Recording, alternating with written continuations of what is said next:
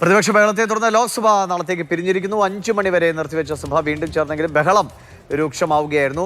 ഈ പ്രധാനമന്ത്രി സംസാരിക്കാൻ ഇരുന്ന ദിവസം കൂടിയാണ് ഇന്ന്. പക്ഷേ ബഹളത്തെ തുടർന്ന് സഭ പിരിയേണ്ട സാഹചര്യമുണ്ടായി. വനിതാ എംപിമാർ തമ്മിൽ വാക്കേറ്റം ഉണ്ടാകുന്ന സ്ഥിതി വന്നു. BJP കോൺഗ്രസ് എംപിമാരുടെ വാക്കേറ്റം കയ്യാങ്കളിയുടെ വക്കോളം എത്തുകയായിരുന്നു.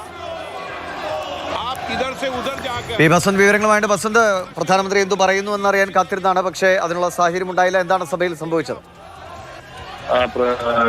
പ്രധാനമന്ത്രിയുടെ പ്രസംഗത്തെ കാത്തിരിക്കുന്നവരുടെ മുമ്പിലേക്ക് വന്നത് വലിയ തോതിലുള്ള ഒരു സംഘർഷമാണ്. വനിതാ എംപിമാർ തമ്മിൽ, കോൺഗ്രസിന്റെയും BJPയുടെയും വനിതാ എംപിമാർ തമ്മിലുള്ള കയ്യാങ്കളി ഇവരുടെ വക്തവരേക്കിയ ഒരു സംഘർഷത്തിലേക്കാണ് കാര്യങ്ങൾ നീങ്ങിയത്.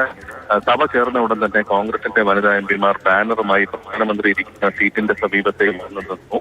അതായത് ഭരണപക്ഷ പ്രതികളുടെ മുന്നിൽ പ്രധാനമന്ത്രിയുടെ സമീപമുള്ള ആ ഇടനാഴിയിലാണ് അവർ നിന്നത്.